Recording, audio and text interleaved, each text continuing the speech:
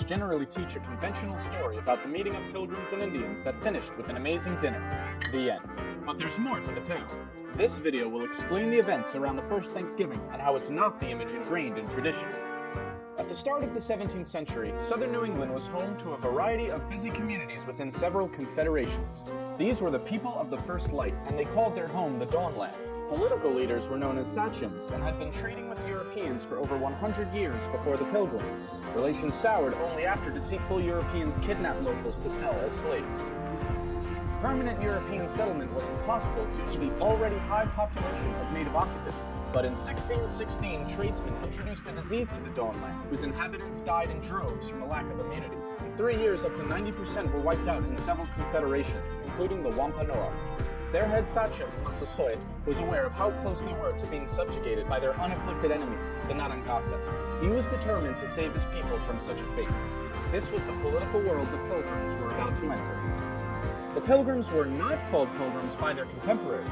They were known as Separatists, a branch of the English Puritans. King James hated Puritans and began persecuting them in 1604, so the Separatists fled to Holland, where they were free to worship. But because they feared losing their national and communal identity, the congregation wanted a new place to plant their church. They decided on America and asked King James for a patent that would grant them rights to build a colony. They planned to make a profit catching fish to pay off the debts to their investors. The Mayflower set sail on September 6th.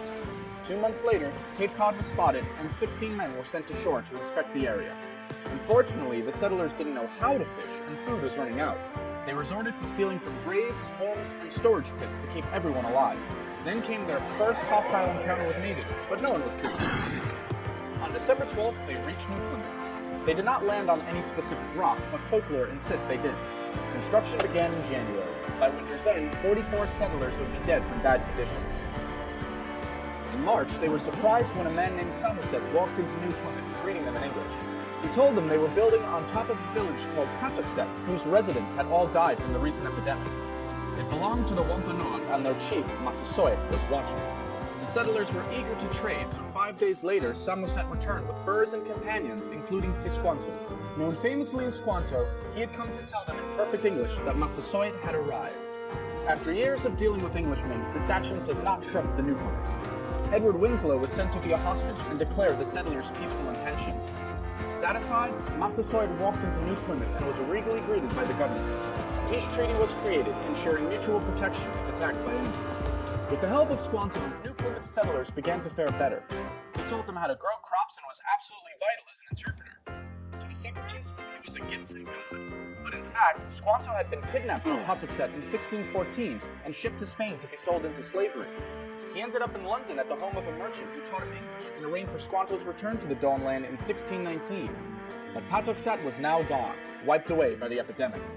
Massasoit took him in with suspicion because of his years abroad, but needed a translator to parley with the newcomers.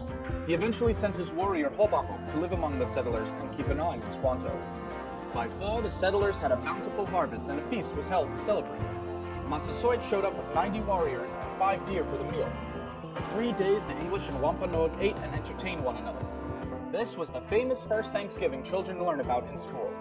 However, the word Thanksgiving would not have been used by these settlers to denote a harvest feast. For Puritans, a day of Thanksgiving was a day of fasting while giving thanks to God in prayer. But the story of Pilgrims and Indians does not end here. During New Plymouth's first year, Squanto had been up to something. Realizing his substantial power as the only English speaker of his people, he conceived a plan to overthrow Massasoit. He persuaded locals he could command the English to make war or peace at his will. Hobomok was suspicious of Squanto and warned Governor Bradford. Soon enough, they discovered Squanto's plot and informed Massasoit, who was furious. He demanded Squanto be handed over for a swift execution. Bradford refused. The interpreter was too valuable to give up. But according to the treaty, Squanto's life belonged in the hands of his sachem. Bradford finally conceded. He was about to hand over Squanto when an unidentified ship appeared. The alarm it caused delayed Bradford and worried Massasoit's envoys. Angered and impatient, they left. The ship carried 60 Englishmen planning to build a colony near Boston. They abused the Massachusetts locals, initiating a conspiracy to kill the colonists. Warned about the plot, New Plymouth's leaders launched a preemptive strike to save their impudent countrymen. It brought peace for a time. In that time, more Puritan settlers arrived, soon outnumbering the natives. And while the Pilgrims' treaty with Massasoit lasted until the sachem's death, other Puritans were not concerned with such alliances. Their fanatic religious principles ensured no peace between the two cultures could last. To Puritans, Native Americans were the other, wild, savage, guns. With such an ideology, the outcome was inevitable. If they did not convert to Christianity and surrender their cultural identity, they had to be eliminated. The first Thanksgiving was a brief moment of harmony between two worlds, but sadly it was short-lived. The capitalist opportunities the Dawnland presented, combined with zealous puritanical beliefs, were incentive enough to wipe away the native inhabitants.